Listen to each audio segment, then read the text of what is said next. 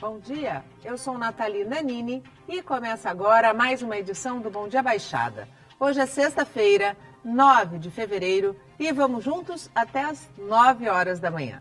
Como já é tradição, hoje vamos abordar os temas que movimentam principalmente o setor portuário. Para o Agenda do Porto de hoje, recebemos Alessandro Gama, gerente-geral do Tiplan. Alessandro, seja muito bem-vindo mais uma vez ao nosso programa. Muito bom dia. Bom dia, Nathalie. Bom dia a todos. E também o consultor portuário e especialista institucional, Eduardo Lopes. Eduardo, um grande prazer tê-lo aqui na bancada. Bom dia. Digo mesmo, Nathalie. Bom dia a você, bom dia a todos que nos assistem nesse momento. E a partir de agora, você também pode participar do nosso programa através do WhatsApp, que é o 13 988779496, ou pela nossa fanpage no Facebook. Alessandro, qual balanço o Tiplan pode fazer de 2017 e quais as perspectivas para este ano? 2017 foi um ano muito bom, né? O primeiro ano do nosso terminal operando os novos berços, né, de exportação.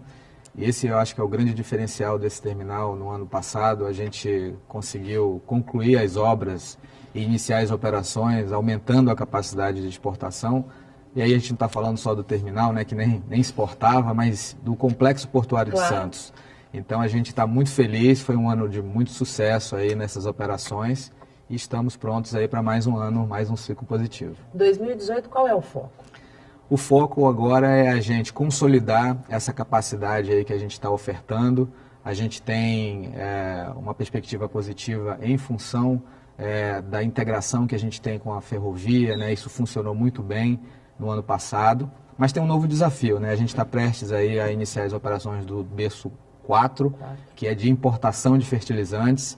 Então tem um desafio que a gente teve no ano passado de fazer esse berço engrenar, né? Deslanchar, né? Início de operação sempre tem alguns desafios aí iniciais para ajustar equipamento, né? Para ajustar a máquina, como a gente diz, mas é um desafio legal, bastante importante que a gente teve no ano passado com a exportação e agora com o berço 4. Qual que é a expectativa de operacionalização 100% do berço 4? A gente está muito próximo disso, né, do ponto de vista físico, né? Tá tudo montado. A gente está finalizando aí uma parte de licenciamento aí junto à alfândega, mas isso deve acontecer nos próximos dias. Então, muito em breve a gente deve estar anunciando aí a conclusão final aí do nosso projeto.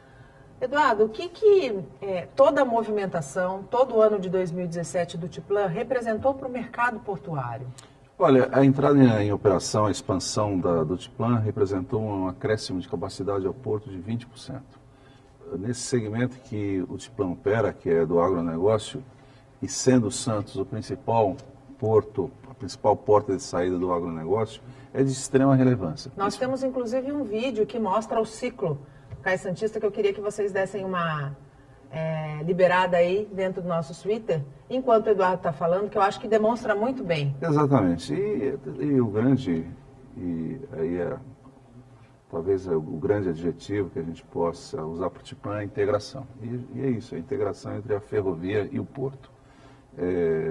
Nós estamos aí presentes lá desde as áreas de produção, né, fazendo aí a captação, a coleta das commodities e são embarcados aí no nosso terminal. Isso com grande sucesso, um grande ganho aí para o comércio internacional brasileiro, com um grande ganho para o agronegócio, que conforme todos nós sabemos, sustenta o Brasil. Sustenta, né, a nossa economia.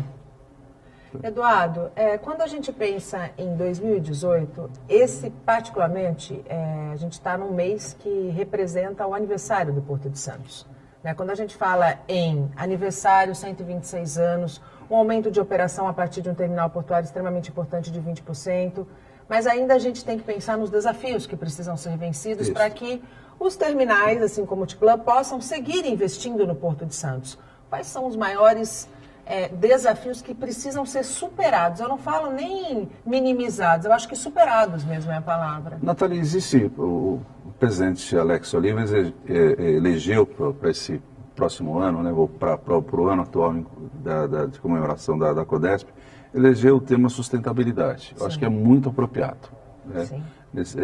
Nós estamos cada vez mais maduros, em todos os sentidos, né, o ser humano está mais maduro, as operações do porto estão muito mais maduras, então acho que é muito apropriado o tema.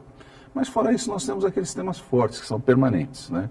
Que é a questão dos acessos, né? A questão, tanto acessos aquaviários, quanto também os terrestres, que o ministro tem uma boa notícia aqui Deu uma boa recentemente. notícia semana passada, finalmente, será que sai a obra, Eduardo? Vai sair. Vai sair. A gente precisa fazer uma corrente, tem que sair mesmo, porque dada a sua importância. Acho que a questão dos acessos, a questão dos processos, né? Quanto mais ágeis foram os processos, sempre na facilitação das operações, sempre é um ganho para todos. E também no que diz respeito à questão de segurança, que eu posso até associar à questão de sustentabilidade. Sim, claro. Também nós precisamos sempre ter operações melhores, mais ágeis e cada vez mais seguras, né? Ninguém mais admite conviver num ambiente onde tão não haja... inseguro, né? Exatamente. Graças a Deus a gente tem tido o registro de cada vez menos acidente no porto. Eu acho que estamos aí num bom caminho e é dessa forma que temos que seguir. Alessandro, o Eduardo colocou um ponto muito importante, que foi o anúncio do ministro, realmente, semana passada, né, da liberação. Dizia-se e esperava-se muito que a parte do governo federal fosse cumprida, e parece que, finalmente, isso vai acontecer. Isso é bom para quem está dentro do porto, né? Não, com certeza, né? Um porto como o Porto de Santos, né, com a dimensão, com a abrangência que o porto tem, ele não consegue funcionar com uma unidade da federação trabalhando de forma isolada ou com o governo trabalhando de forma isolada da iniciativa privada e vice-versa, né? Tem um conjunto aí de esforços que tem que acontecer para que, de fato, as operações fluam, né, e o porto se desenvolva. Então, assim, é muito importante, né, esse anúncio, né, para a comunidade portuária de Santos. E a gente espera que seja assim, né, para sempre a gente tenha aí uma harmonia, né, entre os poderes, entre a iniciativa privada e governos, né, para que a gente consiga cada vez mais ser um porto de muito sucesso. A expectativa é que a licitação para os estudos da obra comece em 45 dias. A gente consegue imaginar 45 dias, dá quase aí um mês e pouquinho. A gente até o segundo semestre a gente pode ter grandes avanços? Você acredita? Eu acredito que sim. A parte federal que está mais atrasada, mas sim, eu acho que é possível ainda entrar num ritmo de igualdade. A cidade está mais adiantada, o Estado está para tomar uma decisão a qualquer momento quanto às obras, e a União está mais atrasada, porque ainda se fala do projeto.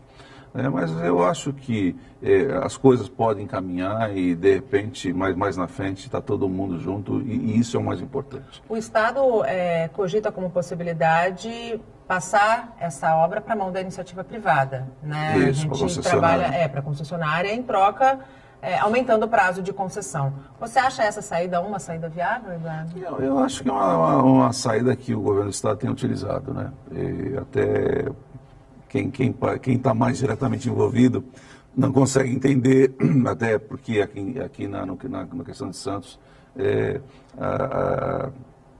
o Tribunal de Contas pediu alguns ajustes. Fez alguns questionamentos. Não, né? mas eu acho que o processo é esse mesmo. Eu acho que o governador está ansioso para anunciar isso.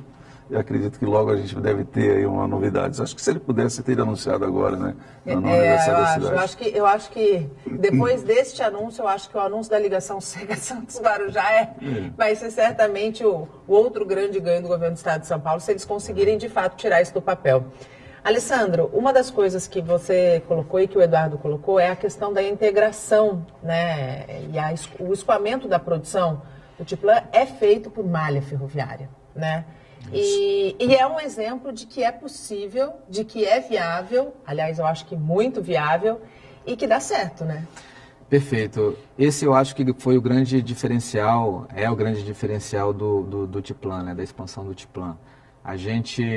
O vídeo mostrou, né? Quando a gente olha aí os acessos ferroviários para as margens do Porto de Santos, a gente observa que existem gargalos, né? Infelizmente, né? Que não podem ser removidos no curto prazo, e como a gente está trabalhando basicamente fora das margens, né, no que a gente está chamando de uma margem central do Porto de Santos, a gente tem um acesso ferroviário muito bom, né, que foi potencializado nos últimos anos através de investimentos de uma outra concessionária, investimentos importantes.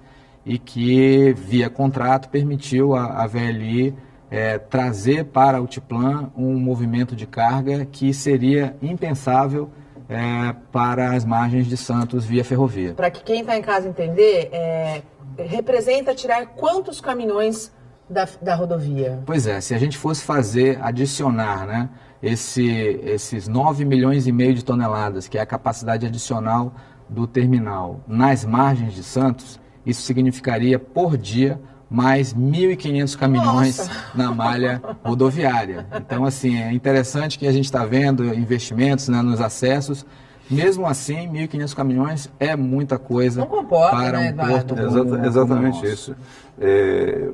Conforme foi dito pelo Gama, esse é o grande diferencial do terminal. Aquilo que nós sempre comentamos, né, que é possível, tem sido feito esforços, né, também aqui pelos demais terminais, mas ainda há obstáculos, né? Então, quais seriam os principais obstáculos? Nós temos várias interferências, né? Várias interferências. A ferrovia passa, né, por vários outros terminais para chegar, então tem diversas interferências que precisam ser trabalhadas e resolvidas. Algumas exigem, inclusive, obras, né? Então, o que o Gama disse, algumas situações que ainda demoram um pouco para serem resolvidas. Está se trabalhando na agilidade, os terminais estão todos muito interessados em usar cada vez mais o modal ferroviário. Mas no caso das duas margens, ainda há obstáculos a serem superados e depende de obras. Você acredita que até 2020, como previu Alex Oliva, presidente da Codesp, 40% das cargas cheguem ao Porto de Santos por ferrovia? Eu acho que o presidente Alex, eu conheço um pouco o presidente Alex, até que a quem eu cumprimento, pelo excelente trabalho que faz.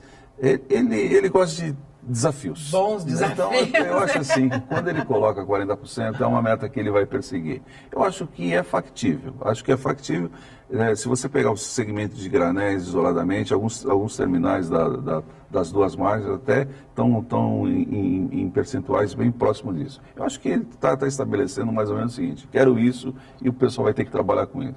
Vai ter que trabalhar com uns 40%. Se não fosse 40%, vai ser alguma coisa perto. Certamente ele vai ajustar essa meta para que a maioria dos granéis, no caso das commodities, sejam movimentados por ferrovia, o que faz todo sentido. É o que faz todo sentido, porque a gente precisa deixar de ser um país rodoviarista, né, Gama? A gente precisa equilibrar essa matriz, né? O Brasil também precisa dos caminhões, mas naquilo onde ele é eficiente, né? Sim. Que é a ponta com a produção, né? A ferrovia não tem a mesma capilaridade que o caminhão tem, mas a ferrovia, para grandes distâncias, né, e grandes volumes, é o melhor modal. Então, quando você integra esses modais de uma forma eficiente, cada um na sua especialidade, você consegue dar para o país uma alavanca de capacidade muito importante que é necessária para o nosso crescimento. Gama, as estimativas para a economia em 2018 são muito positivas, né? Eu não posso falar muito, mas eu acho que, se a gente comparar com os últimos 2 anos, excelentes as expectativas, né? Isso também é sentido dentro do Ultiplan? O Ultiplan tem essa mesma expectativa para que 2018 seja um ano melhor economicamente? A gente tem uma expectativa positiva de uma estabilidade, né, no mercado, que, óbvio, né, a gente tem eleições esse ano, tem Copa do Mundo, né, de uma forma ou de outra o país não vai ser... a gente pode dizer que é um país tranquilo esse ano. A gente tem muitos eventos. A gente vai ter muitos eventos, né? Mas a gente percebe que o mercado agrícola, né, ele vem crescendo nos últimos anos e independente de efeitos internos, a gente tem conseguido manter uma curva de crescimento sempre constante, né? E isso tem favorecido empresas como a nossa que estão aí no mercado de logística dispostas a oferecer capacidade para esse mercado que está em crescimento. Então a gente acredita sim que 2018 vai ser um ano muito positivo nesse aspecto. O setor portuário como um todo também sente essa estimativa positiva da economia, né? Sim, assim, se a gente pegar os números e as previsões aí, a gente sente exatamente isso. Um segmento também bastante sensível, esses segmentos de containers, e aí os especialistas também têm feito algumas previsões aí mais otimistas, né, do que vinha acontecendo aí nos últimos anos. Mas, conforme o Gama destacou também, acho que o agronegócio é a carga que mais cresce e tem sido a carga mais importante para Santos. Sustentou a economia no pior momento dela, né? Exatamente. E no caso particular de Santos, até o que o Gama comentou, a entrada em operação do Titiplan, é um reforço muito importante nessa capacidade operacional do Porto de Santos, coloca o Porto de Santos em uma vantagem competitiva bastante interessante. Nós escutamos falar sempre desse desafio, né, que é enfrentar essa subida dos grãos, né, para o norte. Então, eu acho que a coisa está bem balanceada, a entrada em operação do Titiplan, somadas aí até o que está se fazendo também no Porto de Santos, eu acho que está nos qualificando aí para termos sempre movimentos crescentes, não só no container, mas também no agronegócio, que tem sustentado a economia e tem se revelado aí uma carga bastante interessante para o Porto. Alessandro, voltando a falar um pouquinho do modal ferroviário, o que foi necessário que o Titiplan fizesse para que a sua operação fosse 100% por ferrovias? Primeiro foi uma decisão estratégica, né? Primeiro acreditando de fato no modal ferroviário como uma solução eficiente para os volumes que a gente movimenta, né? A gente acabou de falar, né? Aumentar o fluxo rodoviário aqui para Santos era uma questão que era impensável. Sim. Então foi uma decisão estratégica mesmo, né? E baseada nessa confiança que a gente tem de que a opção ferroviária ela pode ser, através de investimentos, uma opção eficiente, não só para acessar Santos, mas para o país. Então a gente realmente tem uma expectativa de que isso se consolide, né, ao longo dos anos, o Brasil cada vez mais acredite no modal ferroviário e resgate, né, as ferrovias. Perfeito, porque assim, perfeito. A gente já foi um país de ferrovias, perfeito, né? Perfeito. Em um determinado momento, ainda na época do café, né, agora a gente mudou um pouco nosso local de produzir, a gente está mais no interior do país, na soja, no milho, e aí o Brasil precisa se adequar a essa realidade, né? E a gente tem muita área ainda com potencial de plantio, com potencial de crescimento. Então, à medida, como eu comentei, né, que os governos, a iniciativa privada, eles dão um foco, conversam e dão um foco para aquilo que pode fazer diferença para o país, e isso traz resultados. Eu acredito que essa aposta que a gente fez no modal ferroviário, né, para expandir o Titiplan foi acertada. O resultado de 2017 mostrou isso, e eu acho que é um exemplo que pode ser seguido, né, um case que todo mundo pode ter como base para poder pensar para o futuro do país. É um case de sucesso, né? Acho que a maioria do pessoal sabe, mas é bom destacar que 100% das cargas de exportação, 100%, são recebidas no terminal através de ferrovia. Zero caminhão, quer dizer, o truckless, né? O terminal não utiliza caminhões, nenhum caminhão para receber as cargas de exportação. Então é um caso inédito no Porto, né? Deu certo, é possível, né? É possível, exatamente isso. E a gente está falando bastante de ferrovia. A ferrovia é um sistema de transporte totalmente confiável, né? Então, quais são as vantagens para quem está em casa entender? Porque não é só tirar o caminhão da rodovia, esse é o mais direto, né? Os benefícios, né? Os benefícios é poder transportar grandes volumes a grandes distâncias. Também tem a questão de sustentabilidade, que é uma coisa que pouca gente comenta, mas o que o Gama disse, né? Olha, estamos tirando 1.500 caminhões por dia daqui da região. Estamos deixando de emitir poluentes. Exatamente. Né? Quanto não está se poupando a natureza, né? Então, tem vários aspectos. Então, a ferrovia é um sistema extremamente interessante. Nós temos, então, conforme foi dito, os desafios. O Titiplan vence esse desafio diariamente, aí com sua longa pera ferroviária, o seu sistema todo foi muito bem planejado, terminal moderno, como também os outros terminais têm que se adequar a isso, né? Tem que se integrar, né? Isso. O ideal seria que a gente tivesse 100%, né, do que é possível transformar em malha ferroviária no Porto, por ferrovia, né? Exatamente. Eu acho que até a gente discute um pouco aqui a questão da poligonal e a gente discute um pouco o território físico do Porto, né?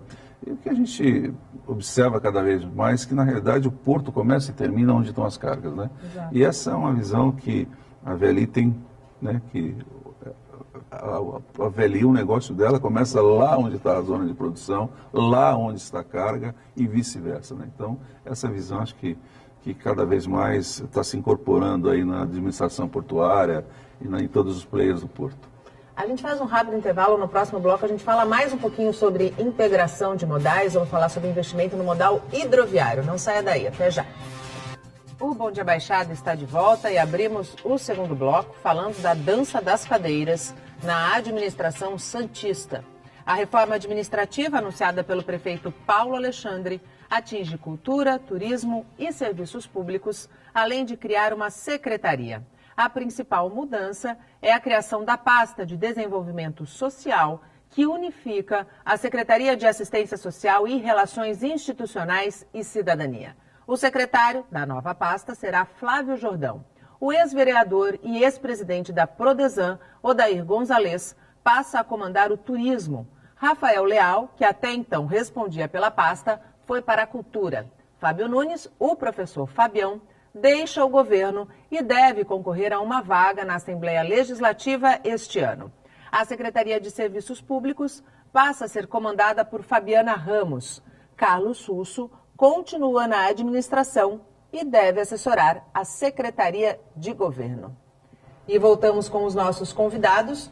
Hoje repercutimos os principais assuntos que movimentam o setor portuário.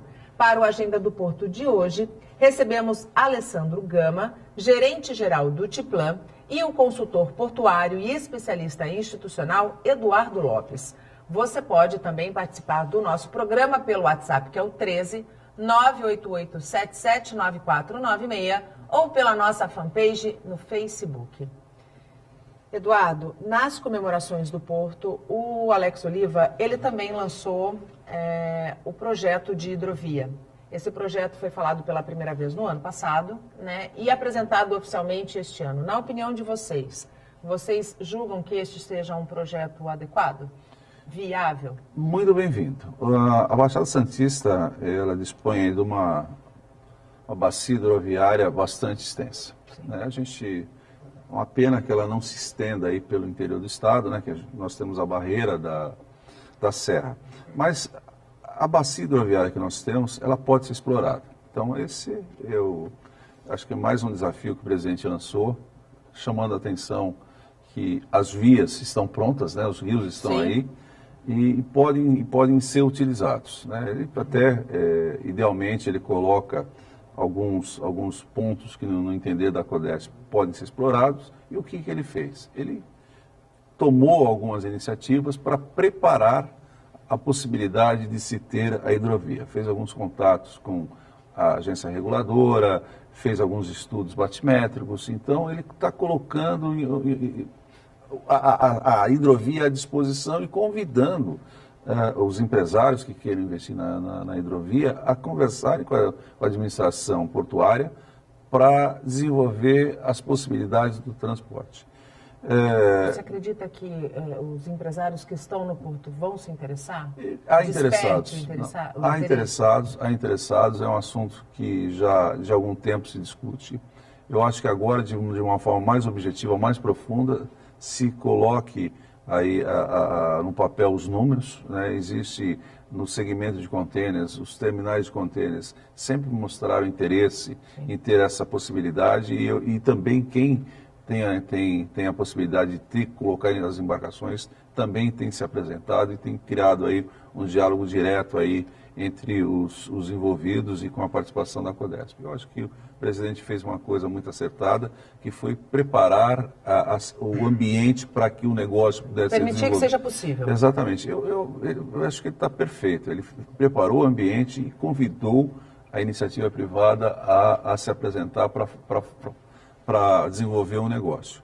Eu acho que é possível que em breve a gente já tenha um anúncio aí de alguns movimentos que deverão ser feitos. Eu tenho notícias de algumas discussões que estão em andamento. Espero que de fato frutifique, porque seria então mais uma alternativa que nós passaríamos a dispor. A exemplo do que já ocorre em muitos portos do mundo, né? Estava citando aqui o exemplo do portos, né, como Roterdão, onde as barcaças são usadas não só para longas, mas também para curtas distâncias. Para curtas distâncias é um projeto viável, porque muita gente associa o projeto, o acesso hidroviário para longas distâncias, né? E você estava me explicando no intervalo que é possível e muito adequado fazer perfeitamente possível. Até eu estava citando o exemplo da Holanda, é uma integração muito grande lá dos modais, né? Então, existem terminais que estão situados, às vezes, em alguns canais assim, de maior amplitude, que pode acomodar barcaças, e esses terminais recebem produções de algumas empresas, e as barcaças levam para os próprios terminais do porto, que estão próximos, às vezes até barcaças maiores para países vizinhos. Então, acho que sim, dentro da nossa realidade, é possível, sim. O presidente acha que nós podemos ter aqui embarcações para transporte a 350 contêineres por vez, o que seria excelente.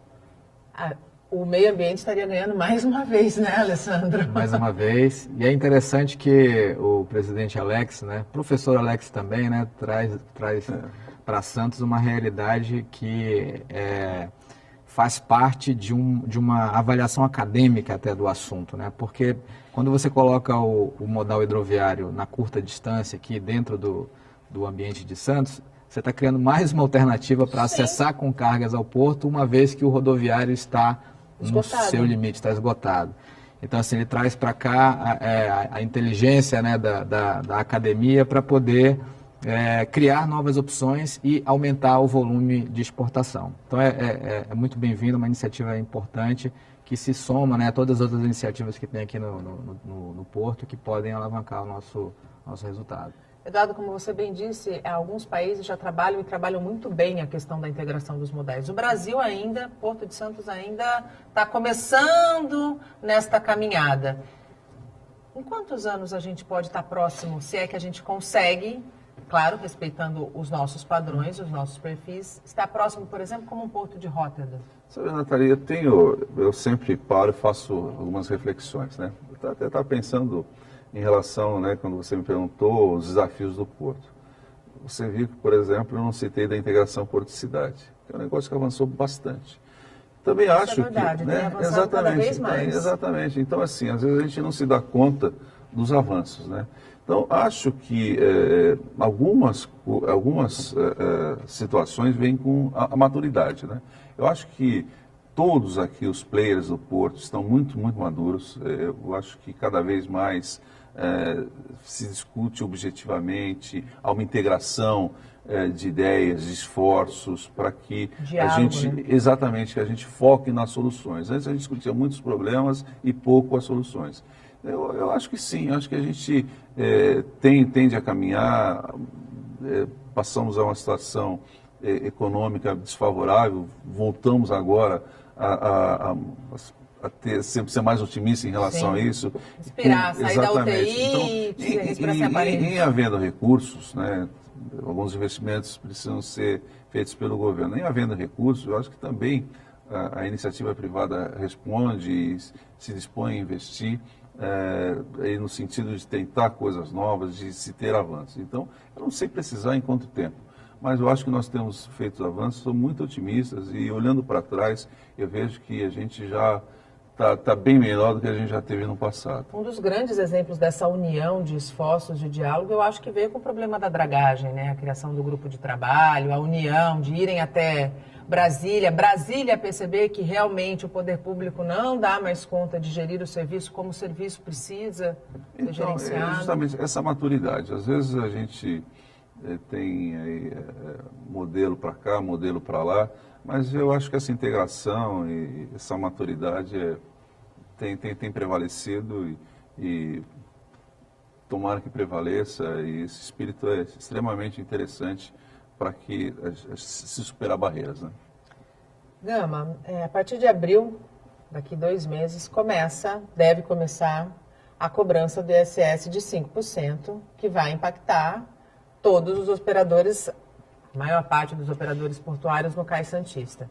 De que forma a Atiplan interpretou este aumento? O impacto disso? A gente não conhece exatamente quais são os motivadores, né, para a prefeitura ter tomado essa iniciativa. A gente respeita naturalmente, né, a atitude, naturalmente deve estar baseada em alguma premissa administrativa que é importante para o município, mas a gente não pode negar que isso tem um impacto, né? E aí não é só o Tiplan, né? não é só o Tiplan, não é só vamos dizer assim, o nosso negócio, né? A comunidade como toda é afetada. E aí a gente tem que... isso é um desafio para todo mundo, né? Para os clientes, para os terminais, né? Que tem que buscar outras formas de eficiência em custo para manter a competitividade. Isso obriga a gente a trabalhar, a ser mais criativo, a buscar alternativas aí para que esse impacto de fato não se torne uma perda de competitividade. Eu acho que esse é o principal risco, né, que uma ação carga, como né? essa pode adotar, mas isso não significa que o mundo está perdido. Acho que existem alternativas que nós podemos buscar aí de eficiência, sempre isso é natural, para que a gente de fato mantenha a competitividade do Porto de Santos. Eduardo, você acha que esse aumento pode...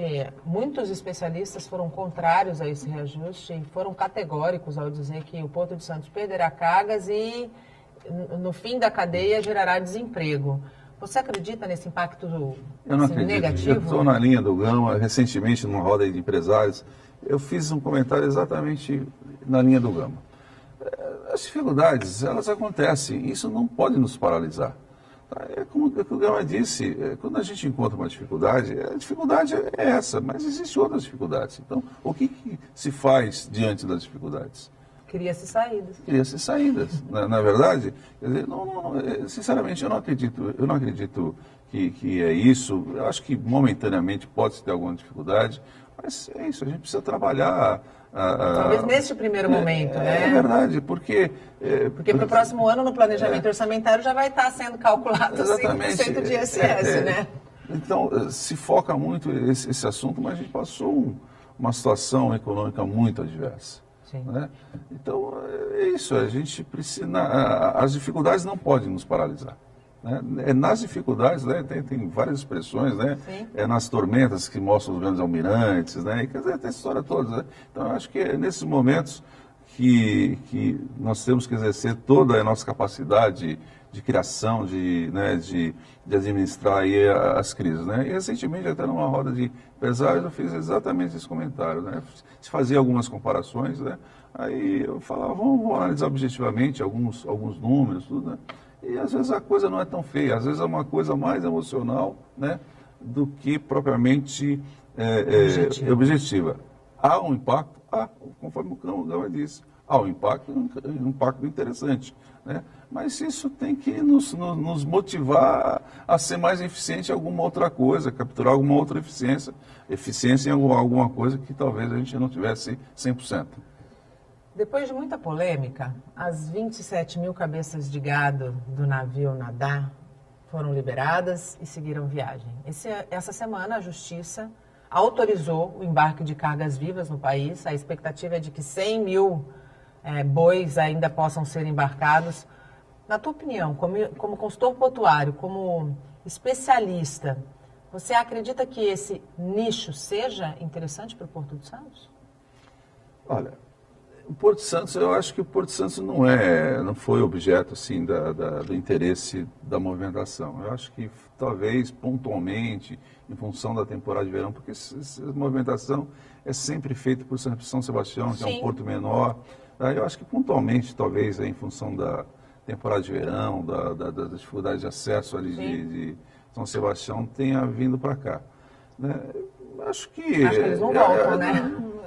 Acho que dessa vez, depois de tudo que aconteceu... Mais uma vez, né? Mais uma vez, eu acho que a gente precisa fazer reflexões maduras Sem dúvida, sobre porque as coisas, né? Isso impacta na nossa economia. Eu acho que, assim, de todos os problemas que nós enfrentamos, o que mais importa é o aprendizado.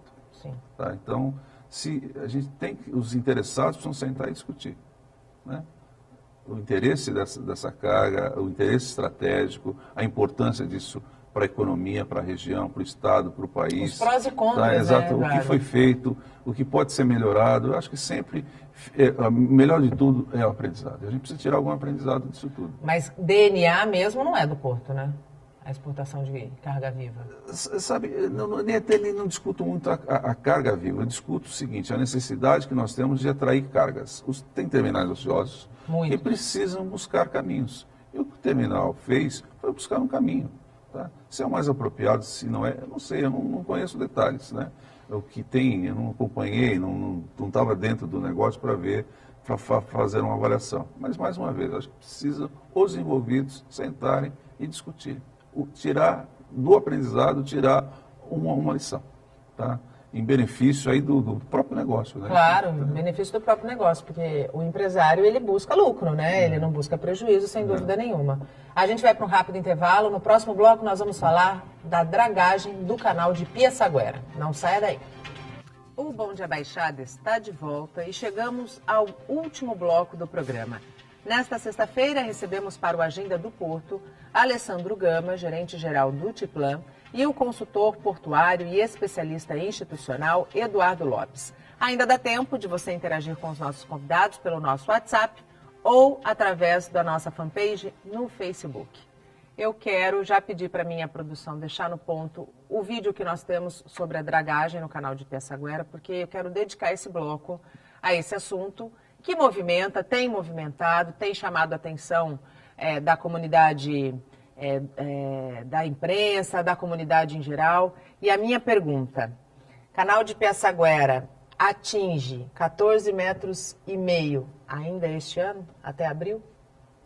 Na verdade, a gente tem um cronograma de obra que depende de alguns fatores, né? A gente está dispondo, né, o material do canal numa cava submersa. Sim. E essa cava, ela é como se fosse Pode soltar, por favor, produção. Como se fosse um recipiente, né, onde você está colocando o material dragado e quando você draga, você está dragando material sólido e material líquido. Sim.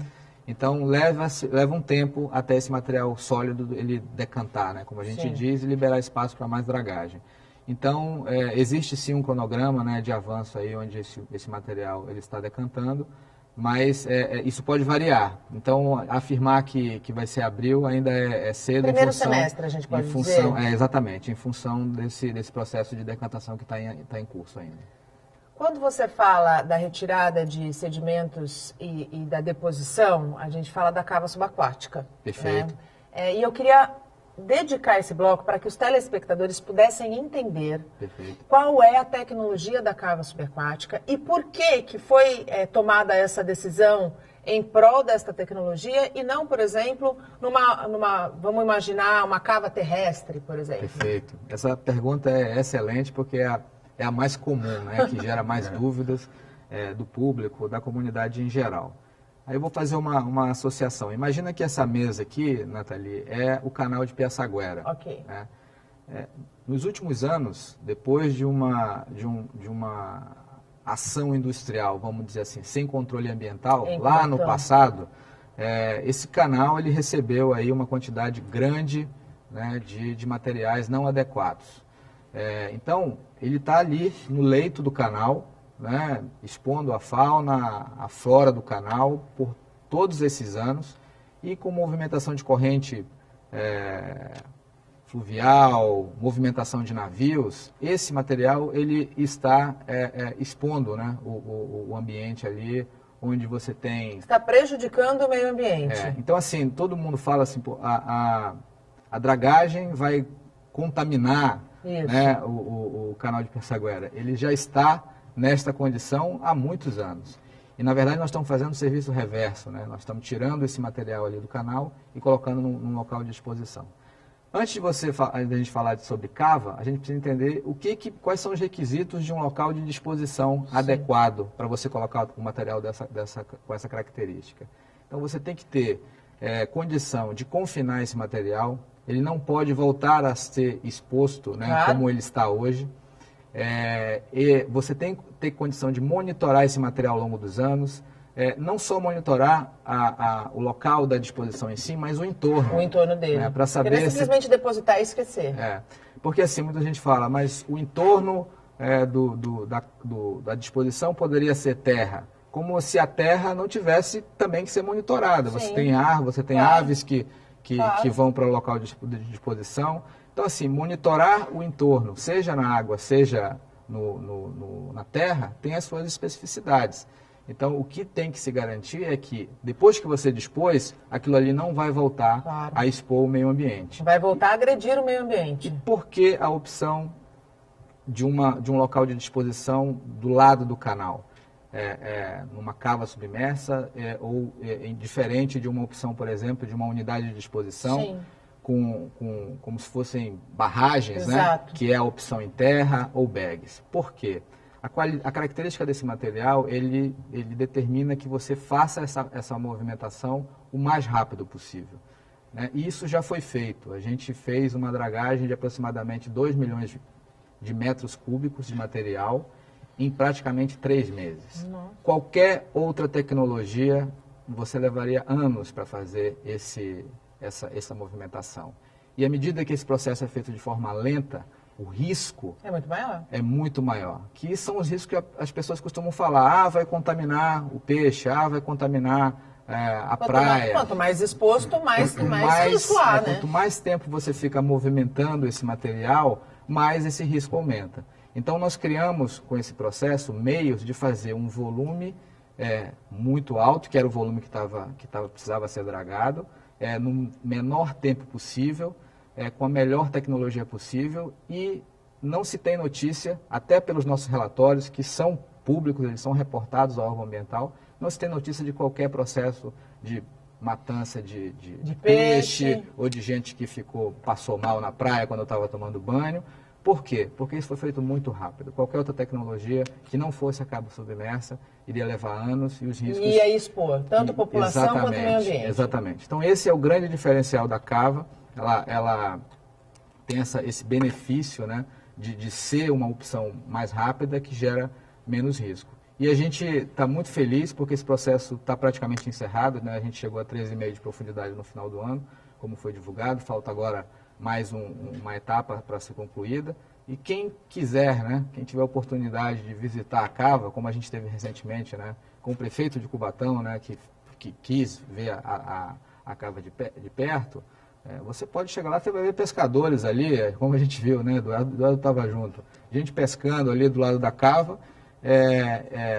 Imagina que agora você está pescando, né, e o material não está mais aqui em cima dessa mesa disposto. Sim. Agora ele está no local ali confinado, né, onde não tem nenhum risco para qualquer atividade que se faça ali no canal. Então, esse foi o nosso grande objetivo. A gente teve êxito, porque, reafirmo, né, nesses 3 meses aí de dragagem, nenhum ensaio, nenhum monitoramento que a gente fez no entorno da cava indicou qualquer problema no entorno, que era a grande preocupação. E, pensando no futuro, né, você vê, por exemplo, no país, Nathalie, não sei se você sabe, mas existe histórico de contenções em terra que vieram a ruir por conta de ação de formiga. Não sei se você sabe, mas isso existe histórico no Brasil de contenções em terra, né, que ruíram por causa de formiga. Então, assim, a gente tem diversas opções, né, para você dispor o material, mas a gente tem certeza que fez a opção correta, por uma opção que vai manter o material em uma condição controlada, confinada, e isso não vai mais de nenhuma forma contaminar o canal de Pirassaguera. Aliás, essa tecnologia é uma tecnologia usada em outros países também. Não foi o Tiplan que trouxe para cá, né? Não, exatamente. A escolha foi objeto aí de anos de estudo. Se estudou diversas alternativas até chegar nessa como a melhor tecnologia e a mais segura. É bom que se diga isso. Às vezes se fala, não, deveria se empregar a melhor tecnologia. Para as condições do empreendimento, as condições da dragagem, essa foi a melhor tecnologia, bastante elogiada, inclusive pelo órgão licenciador e por diversas entidades internacionais que conhecem profundamente o assunto. Se fala muito que essa foi a solução de melhor preço. Não foi, tá? Até diga-se de passagem, o Tiplan precisava de uma determinada profundidade, aí no caso a CETESB exigiu que se tomassem diversas outras medidas, que aprofundando inclusive mais o canal para promover isso que o Gama disse, a limpeza do canal. O que está se fazendo é material espalhado ao longo de 5 quilômetros do canal. Foi recolhido, está contido num espaço. Numa cava de 500 metros que vai ser coberta. Então, ela está, conforme o Gama disse, está sendo decantada, uma vez que o material enfim, se compacte, será colocada uma manta de 1,5 metro e ela vai recompor exatamente o fundo do mar. Então, daqui a algum tempo, você vai olhar o leito do fundo do mar e você não vai conseguir distinguir o que é, onde começa e onde termina a cava, porque vai ter exatamente a recomposição do fundo. Então, até que as próprias espécies possam aí, enfim, se terem aí a sua vida de uma forma muito, muito melhor. O canal, então, está sendo aprofundado e o canal vai estar limpo. Então, isso na realidade é um benefício, está se fazendo uma limpeza, mas é um trabalho também ambiental. Obviamente existe aí a visando situação, a sustentabilidade. exatamente, inclusive. a situação de dotar o navio de profundidade adequada para que possa receber o tamanho de navios que precisa para desenvolver o negócio, mas também tem um grande viés ambiental. Tá? Então, E a área vai ser monitorada. Isso que é importante que se diga. Isso que é importante, e a gente, uma das vantagens da cava é que ela, como o Eduardo comentou, é que ela recebe, depois de finalizada a dragagem, na parte superior, uma camada de material equivalente ao material que existe ali no canal, com as mesmas características biológicas, vamos dizer assim, ou seja... Garante a reprodução do meio depois, né? Exatamente, a fauna, a flora ali, que eventualmente que são parte do canal, vão estar ali, a percepção ou o contato ali é como se ela não estivesse ali, né? Mas isso não significa que nós não tenhamos que monitorar isso faz parte das condicionantes da licença e faz parte do compromisso da companhia, né? E manter a segurança dessa alternativa, e isso vai acontecer. Então, diferente de uma disposição a céu aberto, né, onde o material fica exposto, né, esse material fica confinado e não exposto mais ao ambiente ali onde a gente fez a disposição. Então, é mais seguro, né, para o meio ambiente no local, e o que não significa que não determina para a gente fazer um controle dessa estrutura, né, ao longo do tempo, para que a gente garanta de fato que não vai ter nenhum tipo de desastre ambiental, ou desastre ou qualquer outro temor aí que tem se levantado aí ultimamente. Existe até uma preocupação de, a cava vai acabar contaminando. Os estudos, os ensaios não mostram isso e, aliás, também outras que foram feitas ao redor do mundo, tá, que já se tem 10, 20 anos e também comprovam exatamente esse aspecto, né, que não há uma difusão, uma propagação do material contido, ele não se espalha ali no ambiente. E existem alguns absurdos, né, que tem se ouvido. Por exemplo, a gente ouviu recentemente de que corre o risco de um navio bater no canal e ruir a cava. E aí eu fico imaginando um navio pular uma distância de 100 metros, né, e atingir a cava e romper a cava. Assim, que é muito distante, né? A gente de qualquer risco como esse, né? Então, tudo isso foi objeto de estudo, né? A gente não está fazendo um projeto do dia para a noite, né? São mais de 10 anos discutindo com o órgão ambiental, avaliando alternativas, estudos como esse, né? De possíveis impactos da navegação, possíveis impactos em novos empreendimentos, tudo isso foi estudado, né? É interessante porque agora, né, nesse momento que a gente está executando de fato a obra, surgem todas essas dúvidas, mas a gente está falando disso há 10 anos. Por que só agora, né? Por que só agora que as pessoas estão... E quem quiser conhecer, o processo é muito transparente e aberto. Muito transparente, as portas estão abertas. Nós, inclusive, estamos indo, né, quando nos convidam, né, em fóruns públicos. Essa semana Essa mesmo, semana né? tivemos em dois. Nós Aliás, tivemos em audiências dois. públicas. Fazemos questão, exatamente, fazemos questão de... Não há o que esconder. Não tem problema nenhum. É uma oportunidade que a gente tem de esclarecer de uma forma didática, né, o que a gente está fazendo e dar segurança, né, para a comunidade que a gente não está fazendo nada arriscado ou correndo algum risco perigoso, nada disso.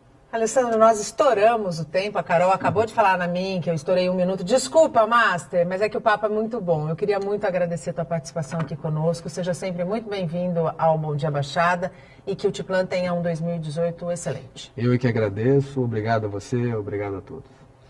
Eduardo, muito obrigada mais uma vez pela tua participação. Até a próxima. É verdade. Prazer te rever. Até a próxima. Um bom carnaval a todos, né? Bom carnaval a todos. É isso aí. O Bom Dia Baixada fica por aqui. Você pode ficar bem informado sobre tudo o que acontece na região e no mundo acessando o Santa Portal. Nós voltamos ao vivo na quinta-feira, porque, como bem disse o Eduardo, entramos agora num recesso de carnaval. A vocês, bom carnaval e muito juízo.